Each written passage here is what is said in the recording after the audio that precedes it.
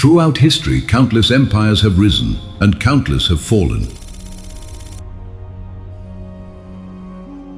From the mighty Roman Empire that stretched across Europe to the Mongol hordes that thundered across Asia, from the Ottomans ruling 3 continents to the Mughals shaping India's destiny.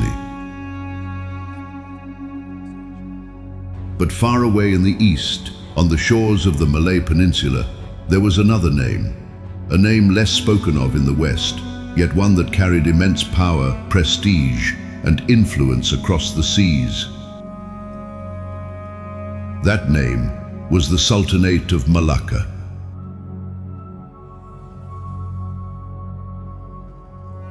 Born out of exile, forged by faith, and sustained by trade, Malacca was not just a kingdom, it was a gateway, bridging east and west, faiths and cultures, power and destiny. A Portuguese sailor might have felt a mix of awe and anxiety as he navigated the bustling port, overwhelmed by the unfamiliar scents of exotic spices and the cacophony of different languages. Meanwhile, a weary pilgrim could find solace in the diverse spiritual offerings, each step across the cobblestones providing a noble sense of connection to lands far and wide. This is the story of the Malacca Sultanate, its rise, its rulers, its wars, its golden age, and its ultimate fall to the cannons of Europe. And remember, this is chapter 2 of our season. If you haven't watched the first chapter yet, click the eye icon above or visit our channel, because in this season we are exploring history in detail, from the ancient world all the way to modern times. Above all, this is not just history. This is the journey of the Malay nation, from its ancient roots to the modern world. Long before the rise of the Sultanate of Malacca, another Malay kingdom dominated the seas of Southeast Asia. The story of Sriwijaya begins in the 7th century CE, on the island of Sumatra, in the city of Palembang. A Malay prince named Dapunta Hyang Srijayanasa began to gather strength. He was not just a local chieftain, he was ambitious, and he understood that true power in Southeast Asia did not come from land, but from the sea. Around 650 CE, he launched an expedition with thousands of followers, carrying soldiers, settlers, and even supplies of rice and gold as they moved down the rivers and into coastal lands. By 682 CE, inscriptions carved into stone tell us that he had declared the founding of a new empire, Sriwijaya. Palembang became the beating heart of this new kingdom. It was chosen for its perfect location, rich in fertile riverbanks, and more importantly, close to the Straits of Malacca and the Straits of Sunda, 2 of the busiest sea lanes in the ancient world. From here, Sriwijaya could control every ship that sailed between India and China.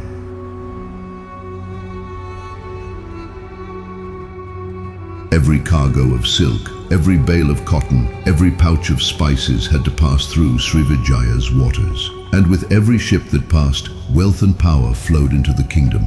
Srivijaya's rulers knew the importance of trade, but they also understood the importance of faith. Though they were Malay by culture, their empire became one of the great centers of Buddhism in Asia.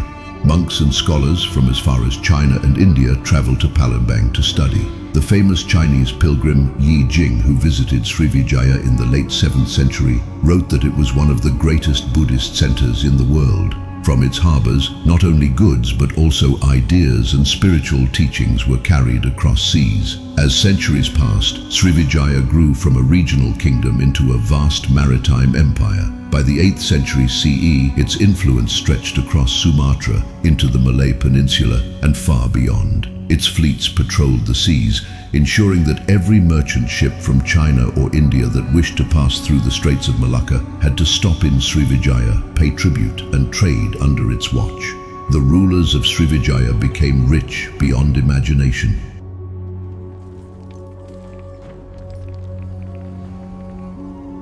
Kings such as Balaputra Dewa, who ruled in the 9th century, expanded the empire's prestige. They sponsored the construction of great Buddhist monasteries and welcomed scholars from distant lands. Pilgrims traveling from China to India would stop in Palembang, sometimes staying for years to learn the teachings of Mahayana Buddhism before continuing their journey. But Srivijaya was not only a center of religion, it was a hub of commerce. Arab traders came with perfumes and horses, Indians brought cotton and spices, and the Chinese carried silk and porcelain. In return, Srivijaya exported gold from Sumatra, camphor from Borneo, and the exotic spices of the islands. Its harbors were alive with dozens of languages, cultures, and beliefs, a true meeting point of civilizations. The rulers of Srivijaya treated their subjects with a mix of authority and care. Local chiefs were allowed to govern their own villages and lands, as long as they acknowledged the overlordship of the king in Palembang and paid their taxes. Farmers grew rice along the rivers, fishermen brought their catch from the seas, and traders filled the bustling markets. For the common people, Srivijaya meant protection against pirates, against rival chiefs, and against foreign invaders. By the 10th century CE, Srivijaya was at the height of its power. It controlled not only Sumatra and the Malay Peninsula, but also held sway over western Java, southern Thailand, and parts of Borneo. It was the undisputed master of the seas, a Malay empire whose influence reached across the islands of Southeast Asia. But no empire lasts forever. By the 11th century CE, Srivijaya began to face challenges that would slowly break its power. The first great blow came from across the sea. In 1025 CE, the mighty Chola dynasty of South India, led by King Rajendra Chola, first launched a naval invasion. Their fleet stormed into Srivijaya's waters, raiding Palembang and other important ports. They plundered temples, seized treasures, and even captured members of the royal family. Though Srivijaya survived, its reputation was shaken. The empire that had once dominated the seas was now vulnerable. As the years passed, Srivijaya struggled to recover. Its monopoly on trade weakened as rival kingdoms began to rise. In Java, the powerful Singasari kingdom grew stronger, followed later by the even mightier Majapahit Empire. We will get you about this topic in this season. Stay tuned. They challenged Srivijaya's dominance in the archipelago, taking away merchants and allies. At the same time, local rulers within Srivijaya's realm started to assert their independence. The vast network of islands that once obeyed Palembang began to slip away, piece by piece. Without firm control over trade routes, the empire's wealth diminished. The bustling ports became quieter, the grand monasteries received fewer pilgrims, and the empire's ships no longer inspired fear. By the 13th century CE, Srivijaya had all but disappeared. Palembang was reduced to a shadow of its former glory. The once great Buddhist Malay Empire was broken into fragments, remembered only in inscriptions, ruins, and distant chronicles.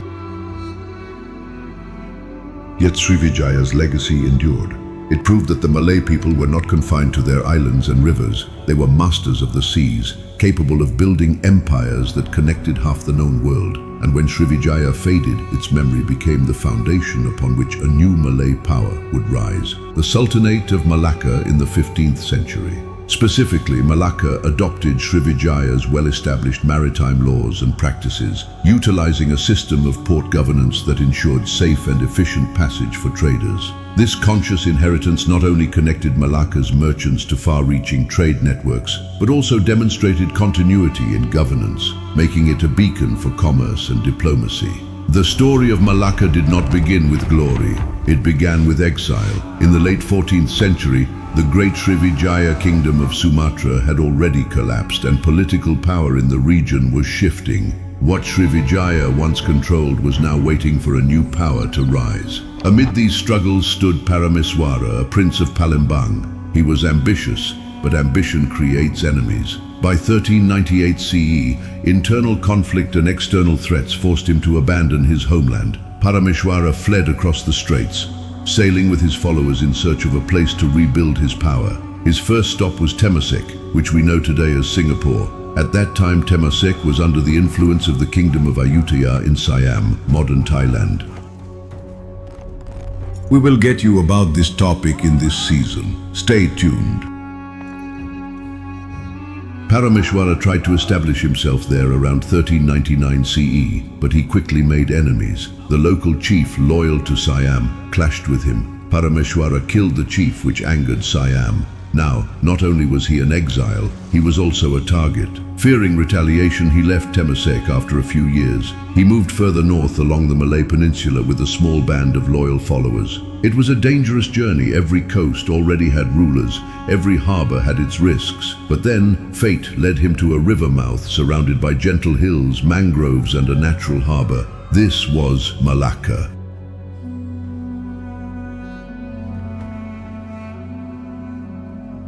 Here, the geography worked in his favor.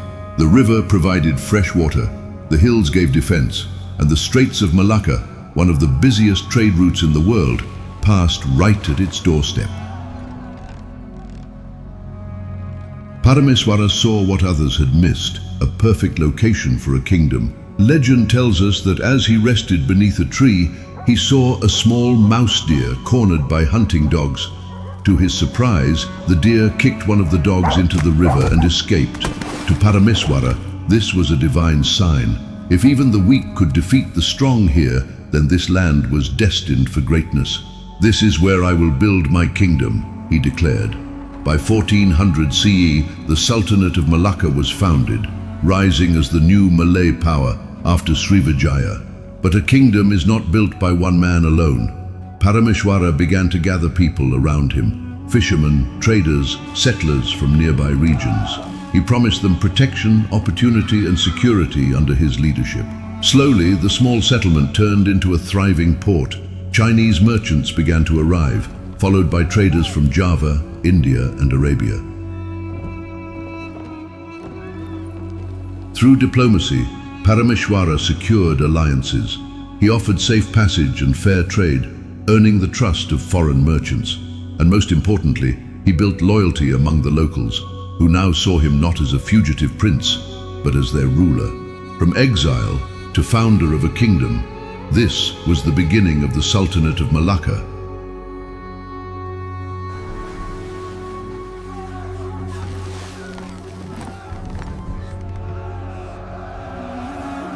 The empire that inherited the seas once ruled by Srivijaya. By the early 15th century, Malacca was no longer just a settlement of exiles. It had become a rising port city, attracting ships from Java, Sumatra, India, and even the distant Middle East.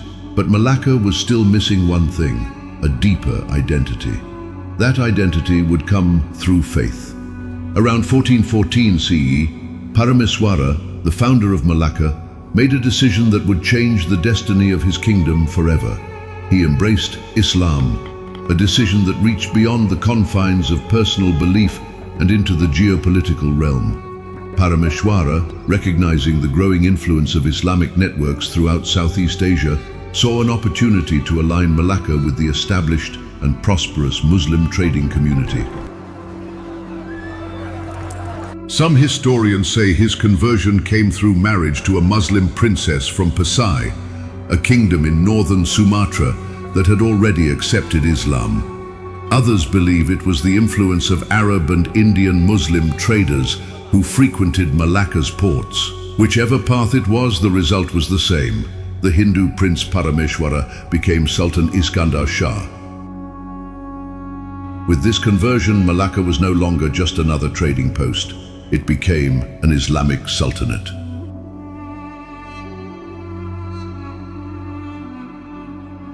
This gave the kingdom not only a new religion, but also a powerful network. Now, Malacca was connected to the vast Muslim world, from Arabia to India, from Pasai to the Ottoman Empire. Islam quickly spread through the royal court. The Sultan and his officials adopted Islamic titles and introduced Sharia-based law, blended with local customs. Judges, called qadis, began settling disputes, while mosques were built to serve the growing Muslim community. The people of Malacca, seeing their ruler embrace Islam, followed suit. Traders converted, villagers converted, and Islam began to root itself deeply into the culture of the Malay Peninsula. It was not spread by force, but by influence, through trade, marriage, and example. This moment was more than just a religious conversion. It gave Malacca legitimacy in the eyes of powerful Muslim states. Muslim merchants preferred Malacca, knowing they would be treated fairly under Islamic law. Diplomatic ties strengthened with Pasai, Java, and even with the distant sultanates of India. But here another question arises.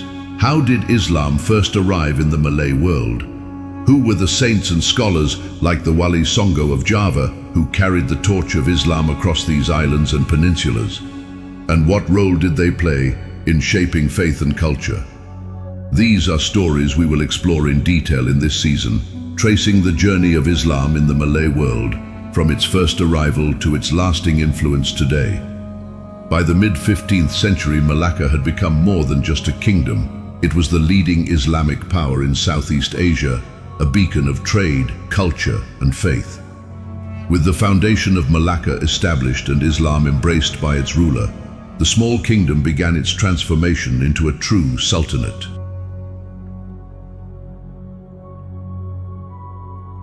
The next chapter of its history was shaped by the early rulers who carried Parameswara's legacy forward. Parameswara, after embracing Islam, took the name Sultan Mansur Shah, and his reign marked the beginning of Islamic rule in Malacca.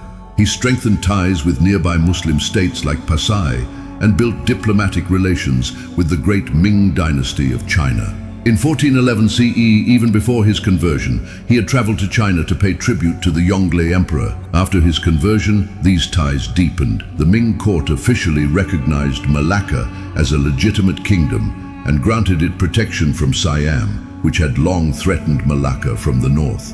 This alliance gave the Sultanate the security it desperately needed, allowing it to grow in prestige and recognition across Asia. After Iskandar Shah, his son rose to power and declared himself the first ruler to officially use the title Sultan of Malacca. This was more than symbolic. It positioned Malacca as a recognized Islamic monarchy equal to other Muslim powers of the world. Under his rule, the administration of the kingdom began to take shape. The Undang-Undang Malacca, laws of Malacca, were developed, blending Islamic Sharia with local Malay customs. These laws later influenced kingdoms throughout the Malay world, lasting long after Malacca's fall.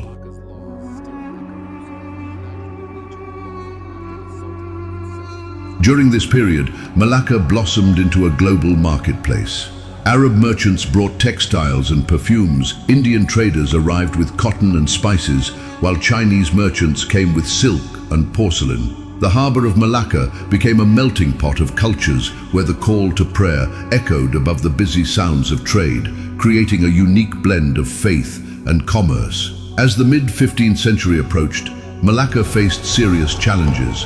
The Siamese kingdom of Ayutthaya sought to destroy it, launching an attack in 1446 CE. But Malacca, supported by its allies and protected by its strong navy, fought back and resisted.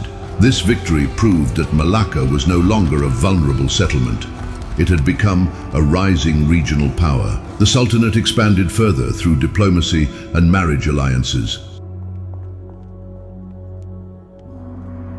Territories in Sumatra came under its control, influence spread into Borneo, and it strengthened its authority across the Malay Peninsula. By the late 1450s, Malacca's influence stretched from modern-day Malaysia and Singapore, across Sumatra, into southern Thailand, parts of Borneo, and the Riau Islands of Indonesia. By the end of this era, in 1459 CE, Malacca had transformed from a port city of exiles into a recognized empire of the seas, respected by neighbors, feared by rivals, and admired across the Muslim world. When Sultan Mansur Shah came to the throne in 1459 CE, Malacca entered the height of its power and prosperity. This was the golden age of the Sultanate, a time when it became the most influential kingdom in Southeast Asia. Mansur Shah was not only a ruler, but a strategist and a visionary. He understood that Malacca's strength did not lie only in its armies, but in its ability to control trade, forge alliances, and spread influence. Under his reign, Malacca became the premier trading port of Asia. Merchants from China, India, Arabia, Persia, and even Africa passed through its harbors. Spices from the Moluccas, silk from China, cotton from India, and gold from Sumatra all flowed through Malacca. It became known as the Venice of the East. Sultan Mansur Shah expanded Malacca's territories across the region. Through diplomacy and military campaigns, he extended Malacca's influence to parts of Sumatra, the Riau Lingga Islands, and even as far as the Malay states of Pahang and Terengganu. Neighboring rulers began to recognize Malacca's authority, either through treaties or as vassal states.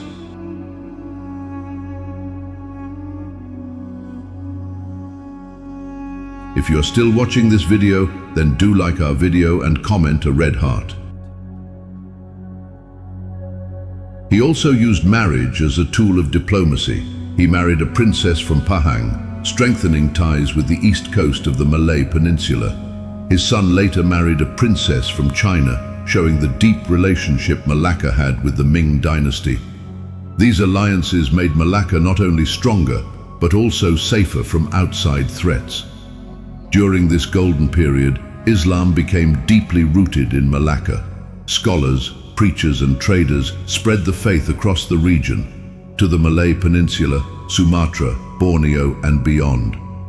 Malacca became a center of Islamic learning, where qadis, imams, and scholars educated a new generation of Muslims. The Undang-Undang Malacca, Laws of Malacca, reached its mature form during this time, serving as the legal backbone of the kingdom and later influencing law codes in other Malay states. Though trade was its lifeline, Malacca did not ignore defense. Its navy became one of the strongest in the region, protecting the Straits of Malacca from piracy and foreign threats.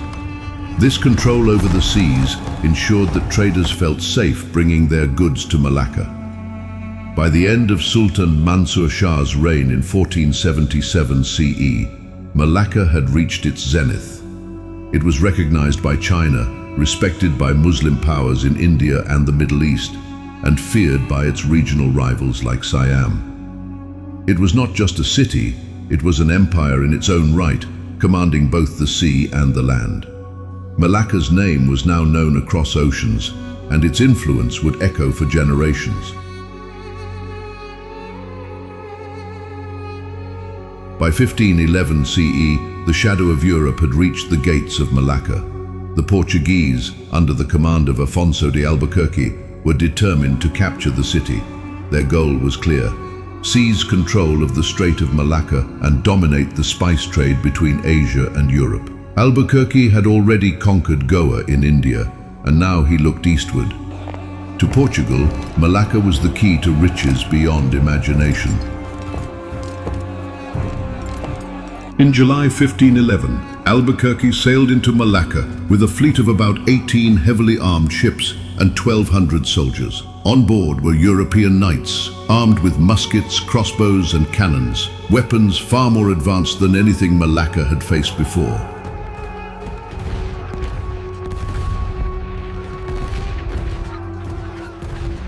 The Portuguese also carried Indian and Malay mercenaries to fight alongside them. Malacca, under Sultan Mahmud Shah, seemed prepared with a larger army, nearly 20,000 soldiers including Malays, Javanese, Arabs, and fighters from nearby lands. They even had 2,000 war elephants and a navy of swift vessels. On paper, Malacca's strength was far greater, but numbers alone do not win battles. Albuquerque first demanded surrender, promising fair treatment if Malacca accepted Portuguese rule, but Sultan Mahmud Shah refused. To him, Malacca was not just a port, it was the heart of his people, his faith, and his honor. Among the defenders was a young warrior named Razak, who gripped his kris with determination, knowing he fought not just for his homeland, but for the dreams and hopes of his family. The fighting began near the river.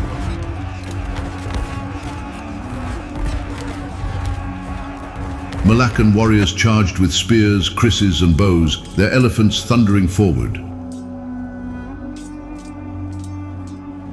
Razak's heart pounded as he ran alongside his fellow warriors, the ground shaking beneath their feet.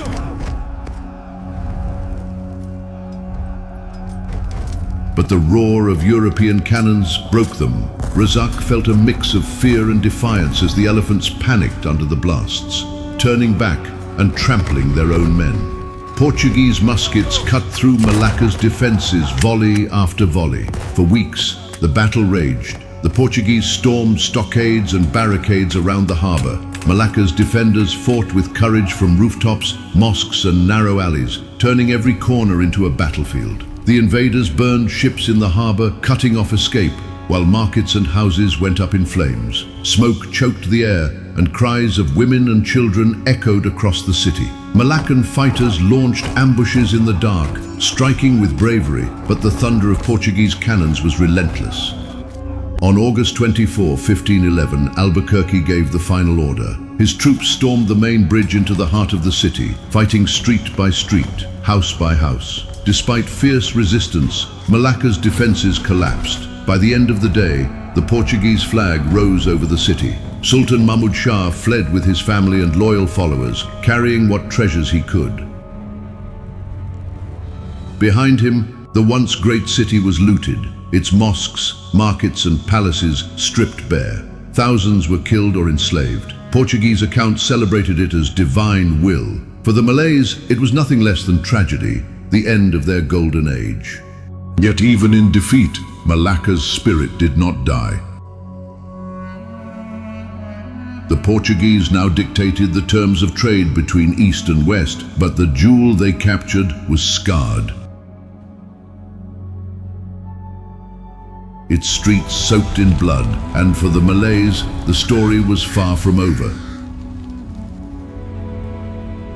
Successor states rose in Johor, Perak and Pahang, keeping the flame of resistance alive. The memory of that final fight, of warriors who stood with faith and steel against the cannons of Europe, lived on, becoming legend. The fall of Malacca in 1511 CE was not the end of the story. It was the beginning of a new one. The Sultan fled, the people mourned, and the golden age of the Malay world was brought to its knees. But the city did not sleep. From the ashes of the Sultanate, a new power rose, not local, not Asian, but European. The Portuguese planted their flag upon the walls of Malacca. They came not as traders, but as conquerors. They came with cannons, muskets, and the ambition to control the very lifeline of Asia, the spice trade. For 130 years, Malacca would remain under their shadow. The call to prayer still echoed in the mosques. The markets still bustled with life. But over it all stood the cross and cannons of Portugal.